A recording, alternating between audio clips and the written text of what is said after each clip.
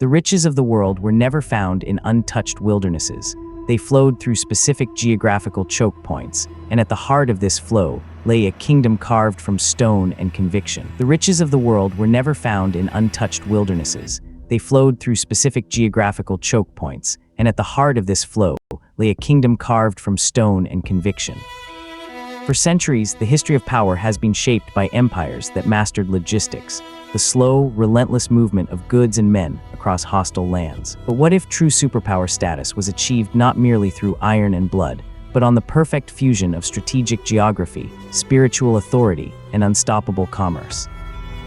This is the story of Aksum, the ancient kingdom that carved its destiny from the very arteries of global trade, and how King Ezana transformed a regional seat into an undeniable African powerhouse. Imagine a line drawn across the globe, the vital arteries linking the immense wealth of the Mediterranean with the vast expanse of the Indian Ocean.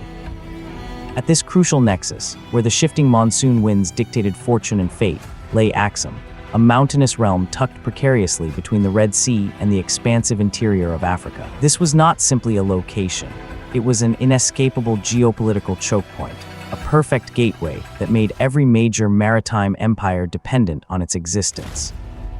As the great powers of the Nile Valley fractured under internal strife, creating a vacuum of authority in the interior, this void offered a singular chance for ascent. Merchant kings and military elites realized that control over this narrow sea route meant control over unimaginable wealth.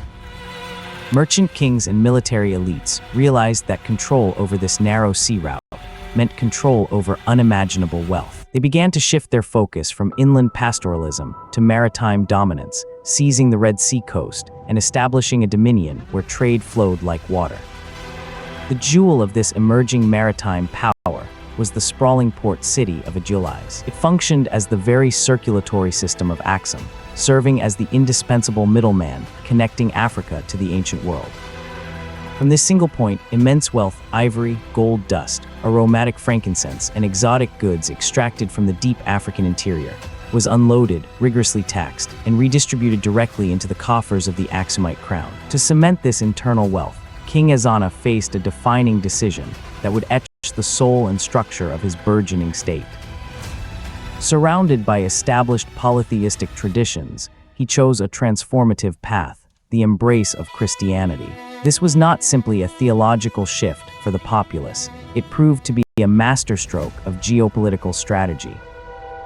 By aligning Aksum with the powerful Byzantine Empire in the Mediterranean, Ezana secured high-value diplomatic alliances that provided essential protection and unparalleled prestige against potential rivals. By aligning Aksum with the powerful Byzantine Empire in the Mediterranean, Ezana secured high-value diplomatic alliances that provided essential protection and unparalleled prestige against potential rivals. To solidify this divine legitimacy across their expansive domain, Ezana employed the most potent tools of statecraft available to an ancient kingdom: coinage and inscription. Aksumite gold was minted with unparalleled purity and inherent trust, rapidly becoming a universal currency whose value rivaled that of the Roman solidus among international traders. These coins were not mere tokens, they were physical declarations, broadcasting the king's divine authority across every transaction. Monumental stelae, carved with intricate Jazz script, served as permanent public records, inscribing the lineage and accomplishments of the rulers, cementing Aksum's status as a central nexus of intellectual and religious power. Behind this shimmering facade of trade and piety lay an astonishing logistical engine. Aksum mastered the challenging task of extracting precious commodities from the deep African interior, the gold dust and ivory carved from the land, and efficiently channeling them through intricate inland arteries. They engineered sophisticated administrative systems, not just roads, but complex networks of governance designed to ensure safe passage for massive caravans navigating hostile territories. This entire system demanded an advanced understanding of logistics, military escort, and diplomacy, making Aksum the essential guarantor of supply in a volatile world. This entire system demanded an advanced understanding of logistics, military escort, and diplomacy, making Aksum the essential guarantor of supply in a volatile world. To secure this wealth and define its boundaries, Ezana also wielded the practical force of iron.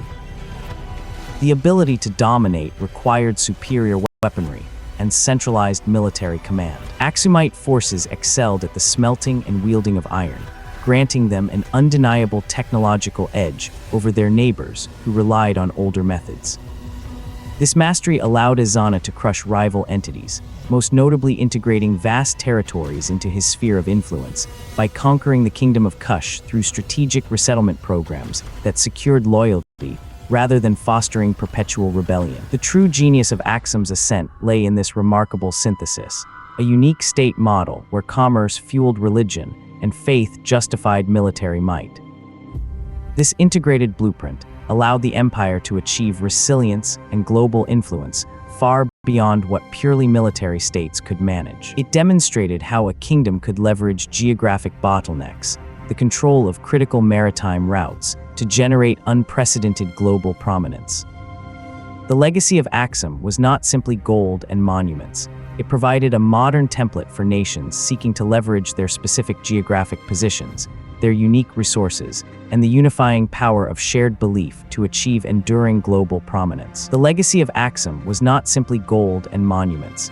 It provided a modern template for nations seeking to leverage their specific geographic positions, their unique resources, and the unifying power of shared belief to achieve enduring global prominence. This understanding proves that the most enduring empires are those that understand how to convert lines on a map into unstoppable streams of influence. While many historical empires relied solely on the imposition of military might, Aksum demonstrated that true endurance lay in systemic integration.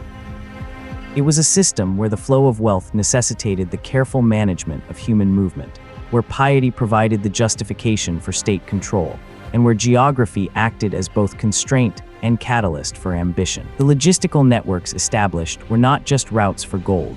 They were arteries of political discourse, transmitting cultural ideas and administrative structures across immense distances.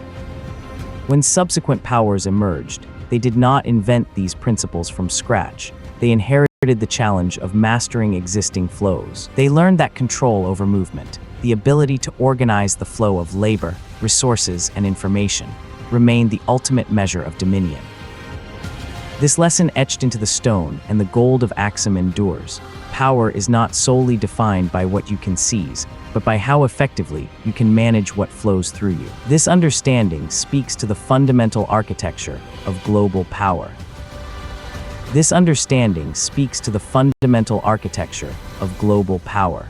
It suggests that the most enduring forms of dominion are not built on temporary military dominance, but those rooted in the sophisticated governance of complexity, the ability to harness invisible forces, information, capital, and movement. In the modern era, where physical boundaries are increasingly permeable, yet systemic choke points remain critical, this ancient lesson reasserts itself with startling clarity. Today's geopolitical contests are fought not over territory, but over control of infrastructure, data streams, and supply chain vulnerabilities. The arteries of global commerce, the maritime routes, the digital networks, the energy pipelines, are the new geographical choke points. Control over these flows is the new iron. The management of information is the new currency.